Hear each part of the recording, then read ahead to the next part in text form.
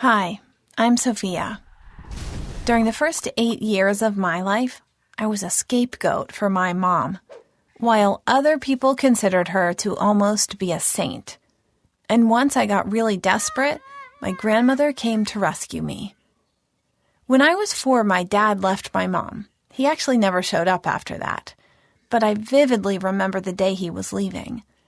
I was playing out in the front yard of our house, and he was in such a rush that he stepped over one of my toys and it broke. He pretended like he didn't notice anything, while my mom was running after him, crying and begging him to change his mind and stay. Since then, something that I call Mama's bad days started.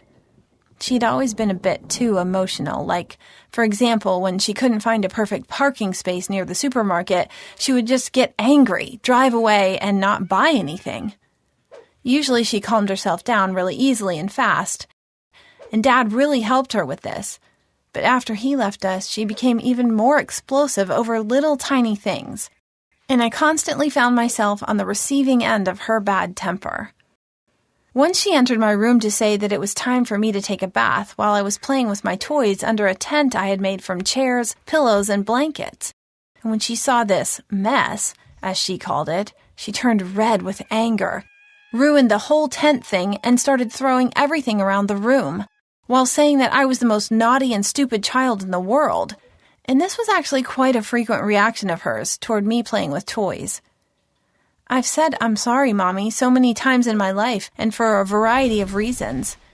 She was working in a law firm, and I was going to a preschool, and practically every morning of mine started with my mom, who was nervous because, as she said, it took her forever to wake me up and get me ready to go. While she was driving, she was already answering her business calls, and she always got annoyed whenever I asked her a question. But when she was leaving me at preschool, she acted like the best mom in the world, with so many kisses and hugs. And I felt like I loved her more than anything in the world, to the point that I sort of immediately forgot that she had yelled at me, like 10 minutes ago. I sometimes heard my teachers talking to each other about my mom, and they would say that she was a very strong woman, having left and become a single mom. Usually, I was enormously proud when I heard that, and I sort of believed with all my heart that my mom was really doing great. But then another bad day would happen, and I was once again apologizing for driving Mom crazy. I spent every weekend at my grandparents' house because my mom would say that she was really tired from working so much and from her daily routine, and that she just needed to relax a little bit.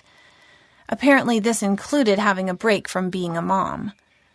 I liked being there, though. Granny often got me involved in cooking, and it was great, and Grandpa taught me to play chess and checkers, and we did lots of fun stuff together. They never yelled at me. And on Sunday, when they brought me back home to my mommy, I was so happy to see her again, and she was also happy and calm and loving, but only for a couple of days. Then things went back to normal again. Years passed, and I had pretty much gotten used to my mom's temper and our weekends spent separately, but I still felt really bad whenever she yelled at me for nothing or because of something that happened that I had nothing to do with. For example, once she had some problems at work and she returned home very tired and angry. I was about 8 back then, and we were told at school that we had to do an art project, and I was really hoping that Mom would help me finish it. Well, she not only got irritated that I chose the worst time possible to ask her that, but she also ruined everything that I had already done in her regular fit of rage. I cried all night long. The next day at school, I was the only one who had failed to do that project, and I felt really insulted. So I told my teacher the actual reason that I didn't have my project. By the way, this was the first time that I had ever decided to tell the truth about my mom. But guess what? My teacher didn't believe me.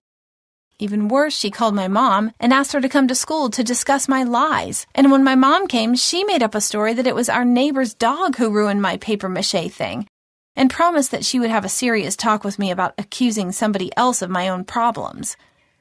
On our way home, Mom, as usual, began saying how sorry she was for being rude the other day and for creating problems for me. I saw that she was really embarrassed and sorry for her behavior, so I forgave her. Just like I always did. I mean, of course I was terribly upset, But she promised me that she would control herself in the future, and I believed her again. But deep inside, this unfairness was killing me. I got so tired of the fact I had to always forgive and forget. And I felt that I needed a place to merge my thoughts and grievances. So I just took an empty notebook and started keeping a diary. I wrote down everything that I could recollect at once. And when I looked at the clock, I realized that I'd been writing for about 2 hours. I felt slightly better, so I kept writing daily about everything that was happening around me. It was not just about my mom. And I kept my secret notebook below my mattress so that my mom couldn't find it. What can I say? After that, things improved a bit. Mom at least tried to stay patient. Actually, she even started being a bit more attentive to me, helping me with my homework a couple of times without getting irritated, which is what usually happened before. I thought that maybe she finally understood how much she frightened me with her behavior, or that maybe she was afraid that somebody would find out how explosive her temper really was and decided to change. And that made me feel inspired and gave me hope for a better life. But then I found out the real reason for my mom's emotional stability. Once, on Sunday evening when I had just returned from my grandparents', my mom was in a really great mood.